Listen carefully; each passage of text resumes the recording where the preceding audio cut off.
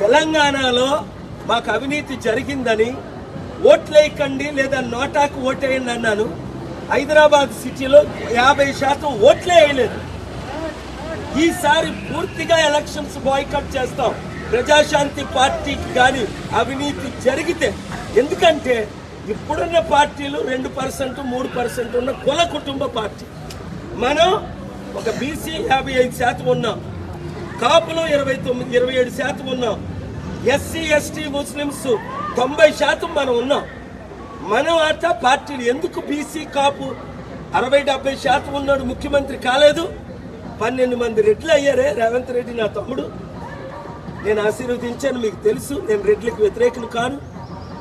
3 కమ్మలు అయ్యారే, 3 బ్రాహ్మణులు అయ్యారే. 1% ఉన్న వైశ్య రోషయ్య గారు మనం కష్టపడి ముఖ్యమంత్రి చేసామే. బీసీ కాపు బడుగు బలహీన వర్గాలు మాత్రం ముఖ్యమంత్రులు అవ్వకూడదు, రాజ్యాధికారం రాకూడదు. అందుకనే ఇంకొకటి, ఈ రోజు నన్ను ఆపడానికి మెయిన్ గేట్ దగ్గర కారణం ఏంటి? ఇంతవరకు నేను ప్రశ్నించలే. పాపం జగన్మోహన్ రెడ్డి గారు అంటే నాకు కొంచెం దయ. అప్పుల రాష్ట్రం, ఏదైనా అప్పిద్దాం, వరల్డ్ బ్యాంక్ నుంచి డబ్బు తెద్దాం, ఇంటర్నేషనల్ మానిటరీ ఫండ్ అని. ఆయనకి నా డబ్బు వద్దు, నేను వద్దన్నట్టు. అర్థమైందా? ఈ సెక్రటరేట్ కూడా రెడీ 360 కోట్లు అప్పు తీసుకున్నారట. సెక్రటరేట్ మీద ఎవరైనా అప్పు తీసుకుంటారా? జగన్మోహన్ రెడ్డి గారు ప్రపంచంలో 197 దేశాల్లో ఎవరైనా తీసుకున్నారా?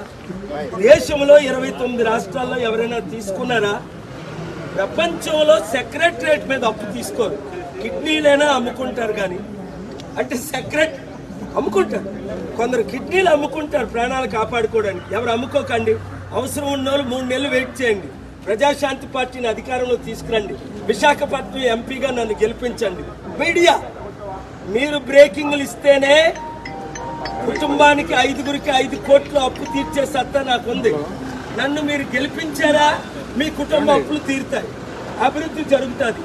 లేదా ఇప్పుడున్న కుటుంబానికి 5గురికి 5 కోట్లు అప్పు ఉంది, అది 10 కోట్లు అవుద్ది. శ్రీలంకలాగా ఇండియాలో గొడవలు అవుతాయి. హిందూ ముస్లిం క్రిస్టియన్స్ మధ్య కొట్లాడుకోమంటారు. కనుక ఈరోజు నేను ఆంధ్రప్రదేశ్ హైకోర్టులో పబ్లిక్ ఇంట్రెస్ట్ లిటిగేషన్ బిల్ వేశాను 6 కోట్ల ఆంధ్రుల తరపుని. ఏమని? దేశమంతా ఎలక్షన్స్ మేలో జరుగుతున్నాయి. మా తెలుగు రాష్ట్రాల్లో ముఖ్యంగా ఆంధ్రప్రదేశ్లో వచ్చే వారం నోటీస్ ఇచ్చేసి ఏప్రిల్లో ఎలక్షన్ జరిపించి మే వరకు 40 రోజుల వరకు కౌంట్ చేయట్లేదు. ఈవీఎంలు రిప్లేస్ అవుతున్నాయి. Fair and free elections, fundamental rights of the human beings are violated. Our Andhra people and various articles I have quoted before the Honorable High Court of Andhra Pradesh today. They have admitted our case. ఈ రోజు కేసుని admit చేశారు, number కూడా చేసేసారు. వీలైతే Monday order వస్తుంది.